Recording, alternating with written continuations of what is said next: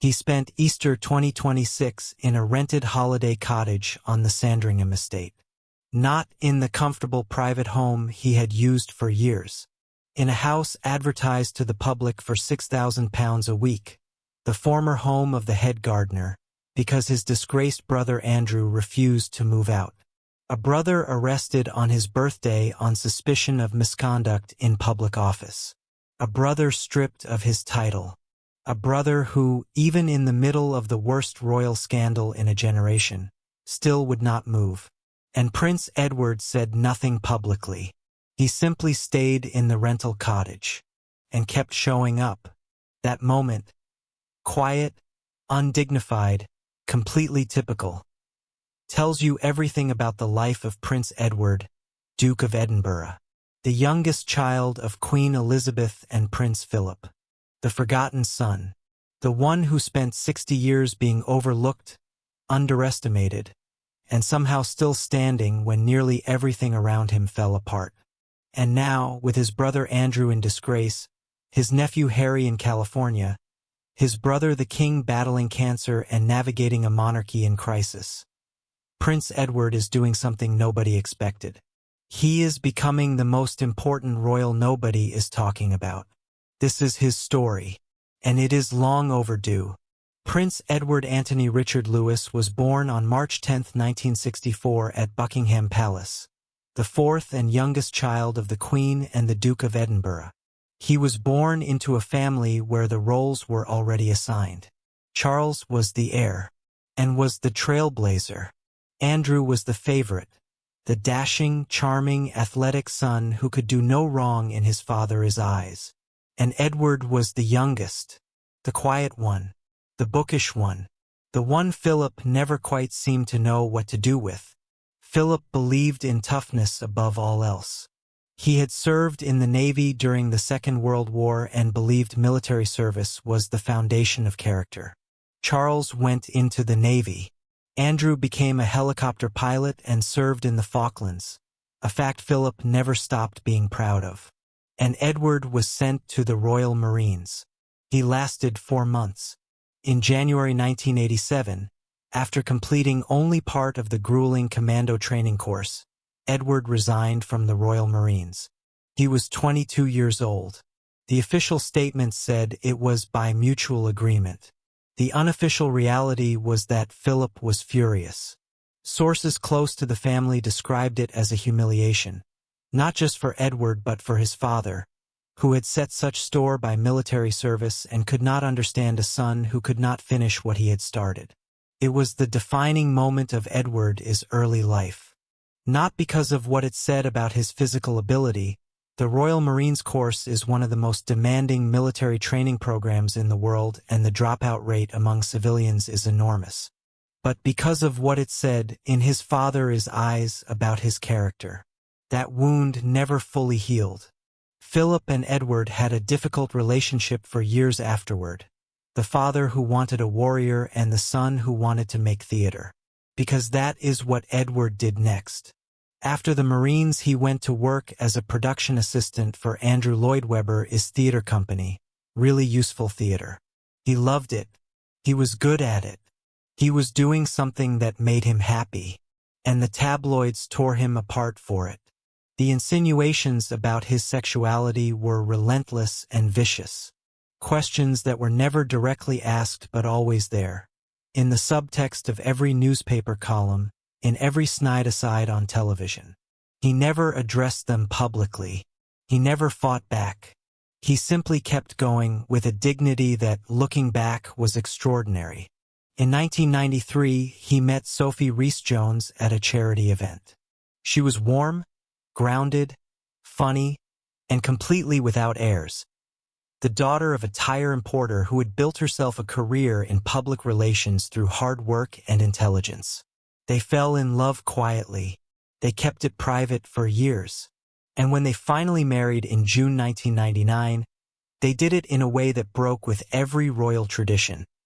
A smaller ceremony, a more personal service, a wedding that felt chosen rather than performed. They are still married, 26 years later. In a family defined by marital failures, Charles and Diana, Andrew and Sarah, Edward and Sophie are the only ones who stayed. After the wedding, Edward did something that nobody in the royal family had attempted before and nobody has attempted since. He tried to have a career. He formed a television production company called Ardent Productions. He wanted to make documentaries, serious, intelligent films about history and culture and the world he had grown up inside. And in some respects, he was not bad at it. A documentary he made about his great-uncle, the Duke of Windsor, sold well internationally and received decent reviews. Ardent's productions were better received in America than in Britain, a fact that perhaps tells you something about how differently the two countries viewed the idea of a prince who wanted to work in television. But Ardent Productions became a disaster. The company reported losses every single year it operated except one. And in that one profitable year, Edward did not draw a salary. By the time the company was voluntarily dissolved in June 2009, its assets had been reduced to just £40. 40. The royal who wanted to be a television producer had run a company into the ground, and the British press was merciless about it. And then in September 2001, before the company even folded, came the moment that ended everything. An Ardent film crew was sent to the University of St Andrews in Scotland where Prince William was studying. They filmed him, on campus, without consent. In direct breach of the privacy agreement the entire royal press pack had voluntarily entered into to protect William's university experience. Charles was reportedly furious. Buckingham Palace issued a sharp statement, and Edward, already struggling, already the subject of ridicule about his business, found himself in the middle of a family crisis of his own making. He resigned from Ardent in March 2002. He became a full-time working royal. He put on the suit and showed up and never spoke publicly about what the television years had cost him in dignity and family relationships and the private dream of building something for himself outside the institution. And here is what happened next. And this is the part the headlines almost never focus on. He became genuinely good at the job he had never wanted. He took on the patronage of the Duke of Edinburgh's award, the youth program his father had founded in 1956. He traveled to Ghana, Nigeria, Papua New Guinea, Canada, Japan. He and Sophie undertook more overseas engagements in 2025 than almost any other working royals. She went to Bosnia to mark the 30th anniversary of the Srebrenica massacre, becoming the first royal to visit in a decade. They went to Peru, Panama, Guatemala, and Belize. They showed up in difficult places for difficult reasons with no cameras following them. A royal commentator put it plainly, the Edinburghs proved their loyalty to King Charles by going the extra mile in ways most working royals do not. Nobody put Edward on the cover of a magazine.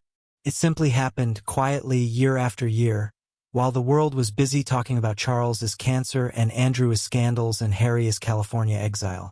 And then came 2026. And the royal family Edward had devoted his adult life to serving became, in the space of a few months, almost unrecognizable. Andrew was arrested on February 19th, his own birthday, on suspicion of misconduct in public office. The allegation was that he had shared confidential information with Jeffrey Epstein while serving as Britain's special trade envoy. He was held for 11 hours and released under investigation. His title had already been stripped the previous year. His royal lodge had been taken from him. And now, sitting in Wood Farm on the Sandringham estate and refusing to move to his designated replacement property Marsh Farm, he was causing problems for the one brother who had never caused problems for anyone. Edward went to see him, privately, quietly. He was, according to The Sun, the only member of the royal family to visit Andrew after the arrest. His daughters had stayed away. His ex-wife had kept her distance. Even the king had not been seen there. But Edward went. He had a quiet word. He urged his brother to move. Andrew did not move. And Edward spent Easter in the rental cottage. Some things in this family never change. And Edward, the youngest, the most patient, the one who never asked for anything, absorbed it all without a word of public complaint. Now let us talk about Harry, because the connection between these two men, the forgotten youngest son and the exiled youngest son of the next generation, is more interesting and more emotionally loaded than most people have stopped to consider. Prince Harry left the royal family in January 2020. He and Meghan moved first to Canada and then to California, to a house in Montecito that has become both their sanctuary and their stage. He published a memoir called Spare. He appeared on Netflix. He said things about his family the institution had never heard said publicly by one of its own.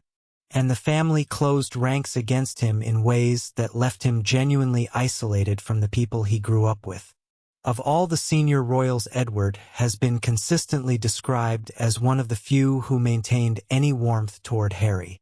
Not publicly, but privately, in the way that matters inside a family where almost nothing real is ever said out loud. When King Charles visited the United States in late April and early May 2026 for a 4-day state visit, a visit that included a White House banquet, an address to both houses of Congress, and events marking the 250th anniversary of American independence, he did not go to California. He did not visit Harry. He was in the same country as his youngest son, and he did not see him. Royal sources confirmed it was a deliberate decision. The wounds are still too deep. The institution still comes before the family.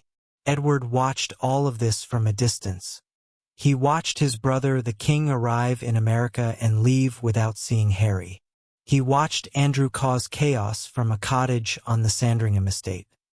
He watched the family he had given his adult life to fracture in ways that Queen Elizabeth, who held it together through sheer force of will and institutional authority, would have found devastating. And he kept showing up. He turned 62 on March 10, 2026. He celebrated quietly. He does not own his home. He rents Bagshot Park from King Charles, which means that for all his decades of service, for all his loyalty, for all the years of quiet work in difficult countries with no fanfare, he does not even own the house he lives in. He is a duke who rents from his brother, a working royal who has no guaranteed future residence, a man who devoted himself entirely to an institution that has never quite figured out what to do with him. And here is the question that the title of this story poses, and that the real evidence does not quite answer but absolutely raises. What happens to a man like Edward when the institution he has served so faithfully continues to overlook him? When his disgraced brother causes more disruption in retirement than Edward has caused in 60 years of service? When the king visits America and does not call his own son, and Edward watches it happen from the same country, carrying the same family wounds, knowing exactly what that kind of royal silence feels like from the inside? Is he looking at Harry's life in California, the sunshine, the distance from the institution, the freedom from the constant quiet humiliation of being the forgotten one, and wondering? Nobody is saying he is moving to America. What the evidence says is something more nuanced and in some ways more sad.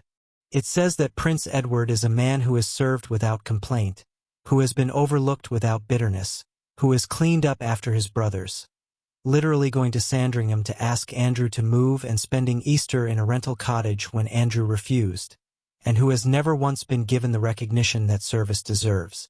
He is 62 years old. He is the last child of Queen Elizabeth, still carrying the full weight of working royal duties without drama or scandal. He rents his home. His brother is under criminal investigation. His nephew is in California. His king is unwell. And every morning Prince Edward gets up, puts on the suit, boards a plane to somewhere difficult, represents a family and an institution that rarely remembers to say thank you, and does it anyway. That is the sad reason.